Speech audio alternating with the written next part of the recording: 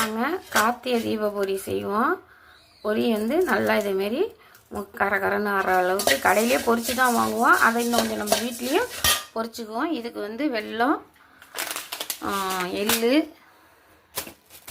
பொட்டுக்கடலை, ஒரு தேங்காய் திருவி வச்சுருக்கேன். இதை எப்படி செய்வோன்னு பார்ப்போம் வாங்க. இங்கே பாகு இப்போ கொதிச்சிட்ருக்கு. இங்கே தேங்காய் வதக்கி கொட்டிட்டேன், பொட்டுக்கடலை வறுத்து கொட்டிட்டேன், ஏலக்காய் பொடி, எள்ளும் பொரிச்சு போட்டாச்சு. இப்போ இது எல்லாத்தையும் அப்படியே கலந்துக்குவோம். பாகு நல்லா கெட்டி பதம் வந்ததும் ஊற்றிக்குவோம்.